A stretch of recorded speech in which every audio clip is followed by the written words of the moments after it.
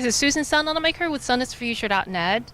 We are here with Ed Regan and Pegeen Hanrahan at the city of Gainesville, Florida. And we're here in Gainesville because Gainesville, Florida was the first city in the United States that's adopted solar feed-in tariff back in 2009. And the two very important people who were responsible in implementing this wonderful policy is Ed Regan and Pegeen Hanrahan. And we'd like to find out a little bit more about this. And Ed Regan and Pegeen Hanrahan, can you tell us a little bit more about the role that you play in an adoption of feed-in tariff? I'll go ahead and start. I was the Assistant General Manager for Strategic Planning, which meant dealing with all future energy supply. And we were under a policy where the city of Gainesville wanted to meet the Kyoto protocols. And so we were looking for ways to do renewable energy. And I happened to get a grant to go to Germany to look at their policy and came back, and solar is expensive. But at the time, our commission, and Pegeen was mayor at the time, understood all of the risks that go with having a fossil-fueled utility. They had just gone through the equivalent of a 15% rate increase because of pollution control on a coal plant. Natural gas prices were going like this, and so they understood that anything you do, it's a question of risk. And of course, solar has very flat fuel pricing from the sun. I was kind of surprised that I was asked to make a presentation about what they're doing in Germany, and the next thing you know is our city commission. I'll hand it to you from there. Very good. Well, Susan, thank you so much for doing this. And Ed gave a really important part of the backdrop. The one thing that I think might not have been discussed yet is the really important role of citizen participation, because we had a really robust discussion with our community. We had a lot of people come out in the course of determining our future energy supply. And as Ed said, we came to the determination that no energy source is without some benefit or disbenefit, but in the Sunshine State, we had really underutilized solar. And although, as you noted, the price was a little bit higher then than it is now. Yeah, we felt like it was an important opportunity for us not only to increase our renewables, but really also to get people involved in being part of the solution. And we're standing here at a downtown parking garage that's owned by some of our prominent community downtown business people, and they were an early adopter of putting solar here, and you can see that cars can park under it. Off in the distance is also the downtown library, and so through the feed-in tariff they were able to participate in solar on top of the library as well. But that kind of community aspect of having distributed solar around, I think, was really important. And both before and since then there was some polling that we did because we wanted to be sure there was a little bit of a rate increase to cover the cost of having distributed generation all over the city. And we wanted to know how people would feel about paying a little bit more. So we talked to our citizens in public opinion polling process and found that over 70% thought that it would be worth putting $1 additional on the monthly utility bill, average customer, to ensure that we actually did have a system that could withstand, for example, when the grid goes down, your solar is still generating. And as Ed said, we don't have to worry about pollution control when it comes to solar projects. Was it to convince the residents here in Gainesville to be supportive of the feed-in tariff before and after? Yeah, it really wasn't difficult at all. And in fact, although, I mean, as I indicated, every energy source has benefits and disbenefits. And certainly we've had very difficult conversations in some of our other projects. Ed mentioned our coal plant, and when that was first adopted, there was a lot of trouble around that project as well, and certainly we've faced challenges with our current biomass plant as well. But solar is something that the only real negative that people typically point to is the additional cost. And there has been a dramatic reduction in the cost of solar just in the last number of years. And there are also, not in Florida state incentives, but in many states there are state incentives, and certainly there are federal incentives as well. And so as you start to include all of the different benefits of doing solar, it starts to make good sense for citizens to participate from a financial perspective. When we finally adopted the feed-in tariff, it was a 6-year plan. and we had calculated how much of a rate increase it was. So after 6 years, it's a rate increase. And I've been in this business a pretty long time, and it's the easiest rate increase I ever put through. I think we only had one person get up and comment on it. And people just seem to like solar.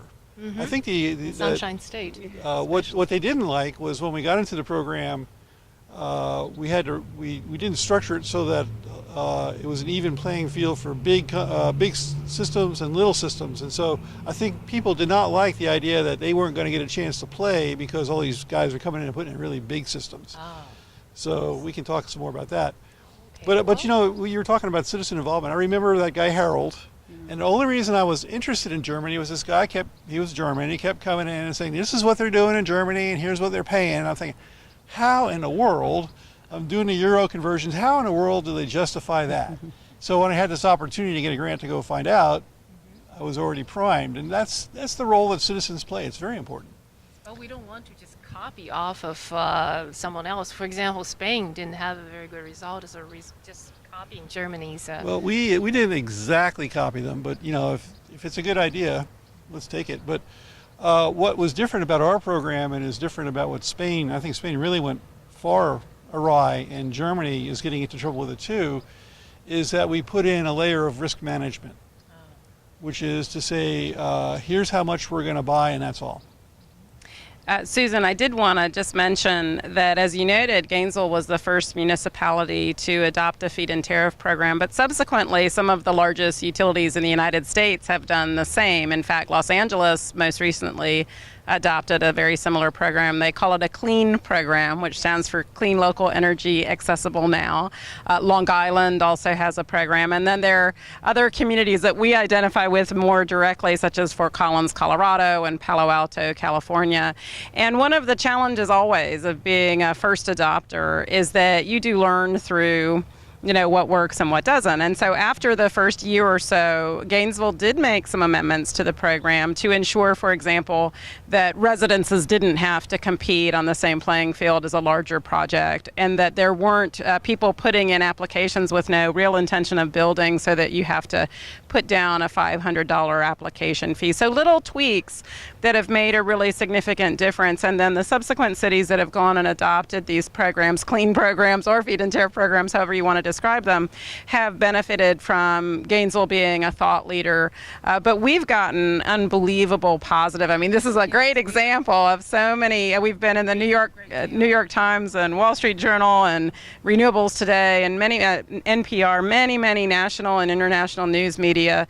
And Ed and I are both really honored to be able to have been associated with that. And if there's anyone who's watching today who says, gee, I'd like to know more, and what mistakes did they make and how would they do it different and what are they most pleased about, both Ed and I are available to talk to people or even to go speak if folks are interested in having us talk about Gainesville's experience. To show you how perverse or how widespread the Gainesville could never have afforded that amount of publicity. I had the chance to go to Japan and meet with the Department of Energy there, with a whole group of utilities from the United States.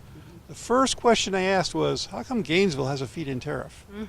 And Japan had just adopted theirs. So, and what have you learned in the process of integrating the feed-in tariff into GRU or Gainesville Regional Utility? Well, I think the thing that really hit us in the face and caught us by surprise and was the hardest thing to adapt to was that we had no idea how much demand there was. We had 4 years of commitments went out the door in the first 6 weeks. Oh yeah. And so that kind of made some of the problems more apparent. And what we did wind up doing, though, is as a lot of people were speculating, and when they weren't producing in order to get extensions and things, we would say we would take the capacity back, and we got the capacity back, and then started using a lottery. With size categories. So everyone has equal chance of being able to participate. So the other thing was that some of the things that really worked was, for the first time, we had rebates and net metering for years, and nothing was happening really fast. And so when we got into this program, all of a sudden we started seeing it on commercial properties, on schools, on everybody could play. But before then, only very dedicated residential people could do this. And the main reason was most businesses are in rented space. And why would you put something on your roof if you can't own it? And so with the feed-in tariff, all of a sudden, who's in the building doesn't matter. It's a deal between the producer and the owner of the building. And so we have a 6 megawatt system on top of a large shopping center as a consequence. Wonderful. Wonderful. How likely do you think feed-in tariff will be incorporated into other cities and other states and throughout the U.S.? Well, I definitely see a lot of interest in the municipal utility space, and the primary reason for that, I think, is because they are generally their meetings are public, and there's more citizen input and more opportunity for the values of the utility to reflect the values of the community. And we certainly see that as the price of solar comes down and it becomes more cost competitive with conventional sources of energy, I think that we're seeing players get involved in the solar space that previously had somewhat poo-pooed it, and so that's definitely going on. But, the historic orientation of utilities is certainly to get their return based on the physical assets that they own, the power plants and the transmission lines and all of that. And so there is still a certain financial and or almost historical or cultural barrier to allowing the generation source to be owned outside of the utility space. Well, like you said, there's a big difference between municipal utilities and investor-owned utilities. And investor-owned utilities want to invest and own things. And they can't under the prevailing regime for public utility commissions in America today, which are all about least cost. Whereas a municipal can look at other values besides just the cost per kilowatt hour. They can look at job creation. They can take into account public preference. And so some of the largest systems in Florida were built by Florida Power and Light, an investor-owned company. But they were able to get special legislation to allow them to do that because it didn't meet the avoided cost criteria of PURPA. So that's a major regulatory stumbling block that since I guess probably 80% of the power in the United States is from investor-owned utilities. But there's still some pretty big, Los Angeles, Right. Arizona. Just to make sure, some of our viewers may need clarification on the difference between net metering versus feed-in tariff and avoided cost embellishment, please. I'm going to let Ed handle the avoided cost issue, but I will try to clearly explain the difference between a feed-in tariff and a net metering system, because these are the kinds of barriers for a lot of people to look at solar, is that it tends to be somewhat technical and they hear words that they don't necessarily understand. So the feed-in tariff is actually simpler than it sounds. It sounds kind of complicated, but in a case in which an investor, a property owner, a homeowner, even a library or a school is willing to either lease the space on their roof or their parking lot, or put it on their home, whatever works for them, they buy the system or they rent the space and an investor buys the system, and all of the energy flows first into the utility's grid, so that the utility then meets a certain portion of its demand in surrounding properties and so on by the solar energy that they've bought from, for example, this roof here. This roof may be serving this building over here, and the utility is paying a set rate that they've agreed on for a 20-year time horizon back to the owner of the system.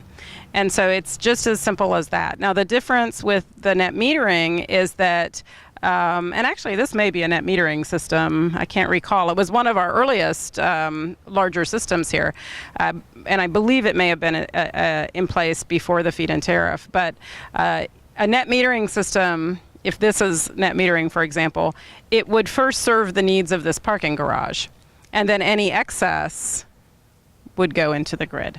and then the rate that they pay is based on, it's called retail net metering, and so the utility pays the parking garage the same rate that the parking garage pays the utility. So and the difference with the feed-in tariff is that it's typically more than the retail rate, so they get a return on investment, and the rate is actually set based on saying, well, we think a 5% return on investment is a reasonable amount to pay. After taxes. Yeah, so it's actually people who do feed-in tariff need not necessarily be motivated by anything other than the return on investment, and that's why it's much more broadly adopted in business community, for example. And in the process, also helping to save our planet. Why not? Yeah. But I also was wondering, as the cost of solar decreases, which do you think would be more effective, the net metering or the feed-in tariff? Or? As the cost decreases, because net metering is based on retail rate for electricity, which let's say is 12 cents here in Gainesville, and right now for a residential home, I think it's 21 cents. So you can see 21 cents is better than 12 cents. Yes. Plus, with that 21 cents, you have a cash flow that you can show the bank. With your household, you don't have a cash flow to show. It's like, I save money. Well, where's your cash? But if the systems get very cheap, then all of a sudden, we adjust the feed-in tariff every year. It's down, down, down. Before you pay you the first dollar under a feed-in tariff, you have to give us a certified statement of your system cost. And so we use that information to adjust the model that sets the rate. And so the residential started at 32 cents. Now it's 21. That's a pretty big jump in that many years. Right. Since 2009, and here it is 2013. It's only 4 years. And if you explain to our viewers about the avoided costs playing into these. Not every utility company treats net metering the same. Oh, okay. In Gainesville, we said, okay, if you ship us a kilowatt hour of electricity, we'll reimburse you at our retail rate, our average. Other companies, for example, Tallahassee, they only pay you their avoided fuel cost, which is maybe instead of 11 cents or 12 cents, it's maybe more like 6 or 7 cents, or maybe even less now with the gas market where it is, and Tallahassee's all gas. So it could be as little as 5 cents. And so it was very interesting to see that it's not a uniform practice across the municipals as to how they do it. And I'm not exactly sure how the IOUs do it right now. But there's a big difference between that amount of money and what the feed-in tariff will do. So we'll probably see it being more effective over the period once the solar has reduced the costs over more and more. So probably. That's true into for the future. Oh, absolutely. Could Go I ahead. just Sure. talk a little bit about the results? Because I think that's what we're most proud of at the end of the day.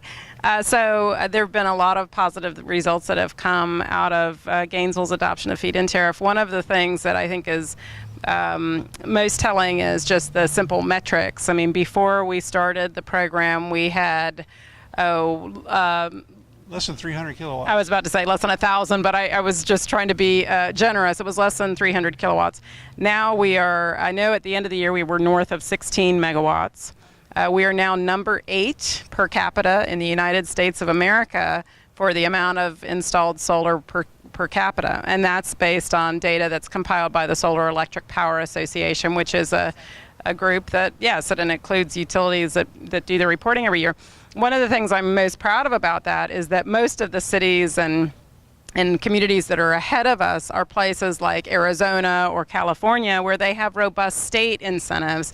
And as I said, here in the Sunshine State, we've had some over time, but we don't have anything consistent or predictable, and we don't have anything right now that encourages citizens or businesses to put solar. So that really makes Gainesville particularly proud, I think, of the results. The other thing I want to mention is that if you think about the economy in 2009 from then to now in 2013, it's been a very, very tough time, particularly in the construction industry here in Florida. The bottom just fell out of the real estate market for all the reasons we understand, and so there were a lot of people in construction that were out of work. So this is what happens because I've gone through the process. We're actually finalizing our feed-in tariff agreements with our solar contractor now for our home. But her personal home. For my own home. But we started to do it back a few years ago, and then we decided to move. So that's a long story. But what I do want to tell you is this is the way it works, because I've been through it myself. You agree to put a solar system on, and then the contractor shows up and says, well, you really shouldn't put a solar system on unless your ceiling is insulated. Oh, okay, well, let's call the insulator. And you know, this roof has a few years left in it, but if you have to, and so here it is like stone soup. And so, what's happened is that we have additional work that's happened, not just for solar installers. And we used to have really one solid solar installer in town, and now we have 5 or 6, and they're working very robustly, and I think they're hiring, and it's been really great from that perspective. But also electricians and roofers and carpenters and insulators.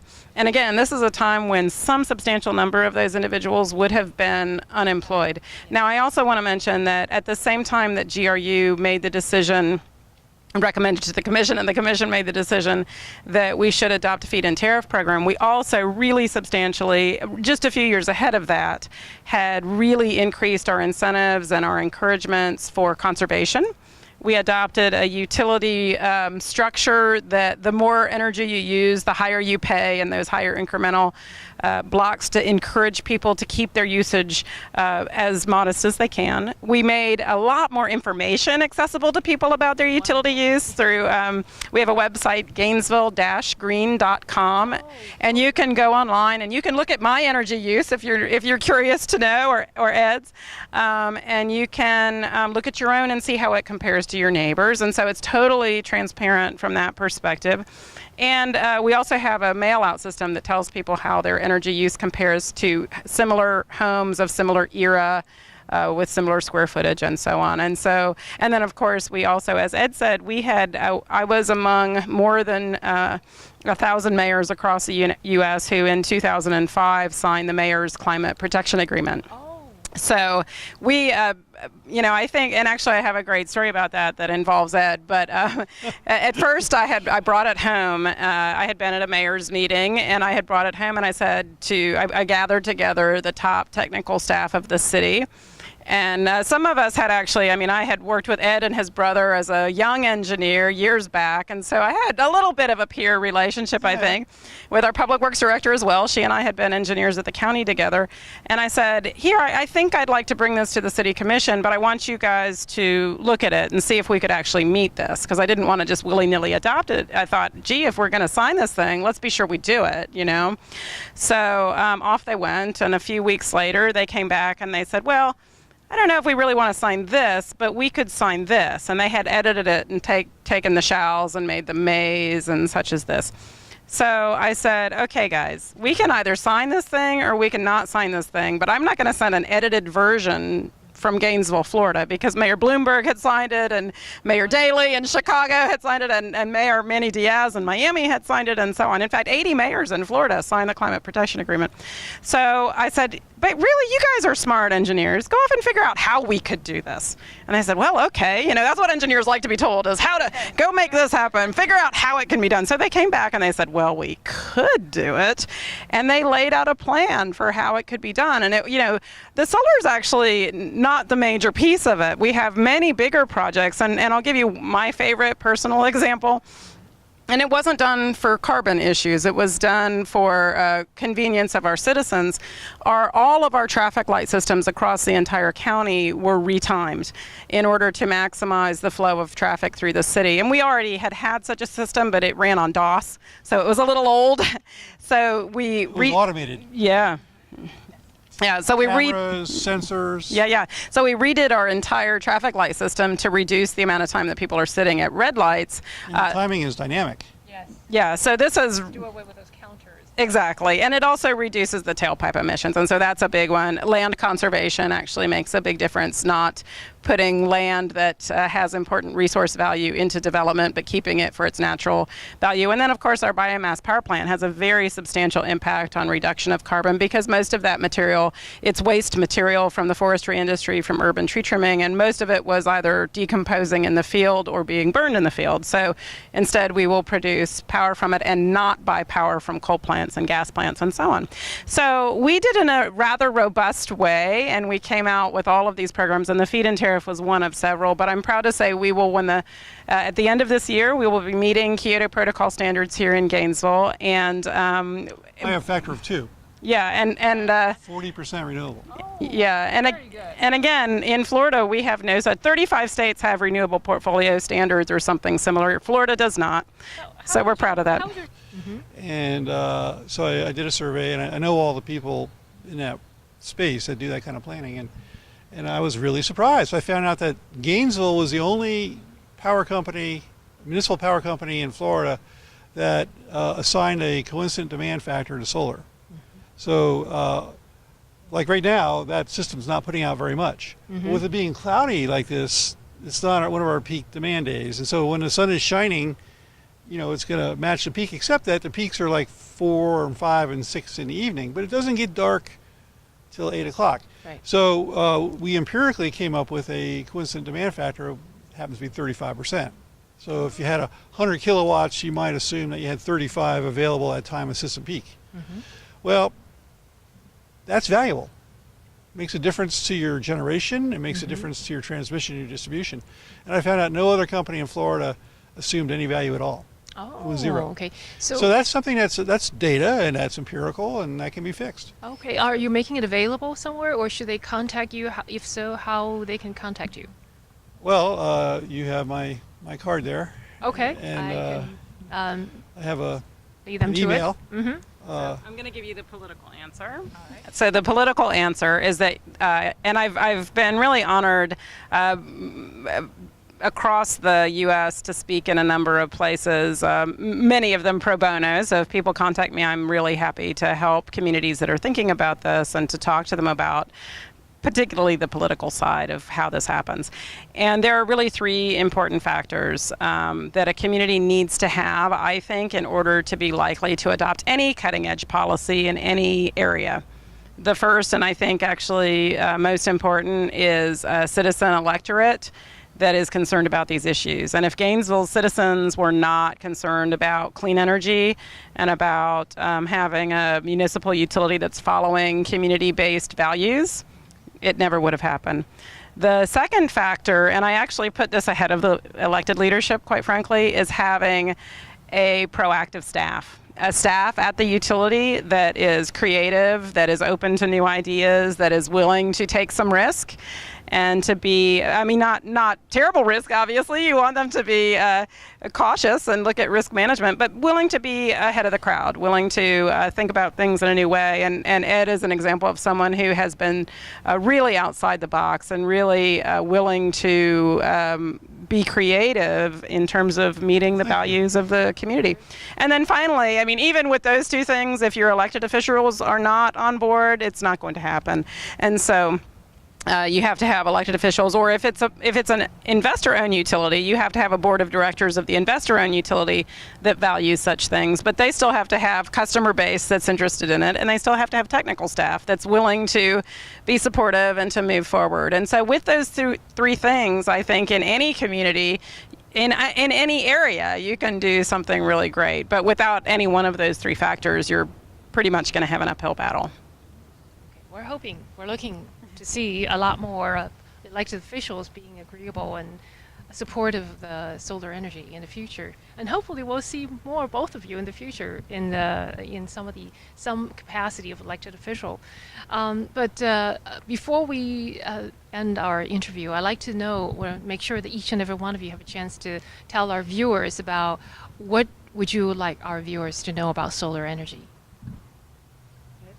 Well, I have something. I'm going to relay a conversation my husband and I are having recently because we're building a new home and it's all very green, and we're excited about doing solar energy and the best insulation we can do and the best hot water and so on and so forth, and locally sourced materials and so on.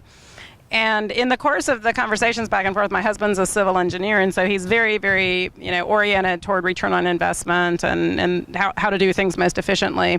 And we're going back over the numbers again and again on the solar system and, the orientation of the solar and all of these different things about the return on investment. And then finally I said, Tony, everything in this house reflects something about our choices. And this is the only thing that's paying us anything You know, the kitchen counter isn't paying us anything. The flooring isn't paying us anything. And so I think at the end of the day, even if it doesn't make sense from a financial perspective immediately because you don't have a feed-in tariff in your community or you don't have retail net metering, it's still a reflection of the values that you have as a citizen of the world, as a citizen of your community, thinking about the clean air for our children and so on. And you know, frankly, it's the only thing in your house that's paying you a darn thing. So that was, you know, as a homeowner, something that I really take home. Thank you. And Ed? You know, I guess what I would say about solar is it's a lot like computers. Have you ever heard, you know, I'll wait till next year, the computers will be better. Oh. You know, solar is always going to be better. The inverters are always going to be better. But you know what? For whatever reason right now, the federal tax incentives are pretty good. So I would say look at the finances pretty carefully and you might be surprised. Yes. They need to be updated. A lot of people out there really need to update their information, I bet. Yeah. Yeah. And I'll just close by saying, you also, I mean, you don't just need a good solar contractor and a helpful utility. You also need a good accountant, because if you're able to fully take advantage of depreciating a system and getting that 30% tax credit and so on, it really actually, at least in our analysis, cuts the capital cost of the project about in half. So by taking advantage of the accelerated depreciation on the capital and by using that 30% federal tax credit. And so I really think a lot of times people don't understand all of the aspects that go into what covers the cost of your solar system. So the tax credit's good for your audience to know through 2016, so get started now. All right. Well, thank you very much. I really appreciate this. And yeah, thank you. And Well, thank you for what you're doing. Oh, we all need to know more about solar energy and feed-in tariff. And I really appreciate what Gainesville has done for the rest of us. Signing off, Susan Sun Nunamaker with sunisthefuture.net. Sun Center. See that's today. And you can see how it was pretty sunny in the morning, but every time a cloud went by, zoop. Oh, fantastic. So they were up to 165 kilowatts there.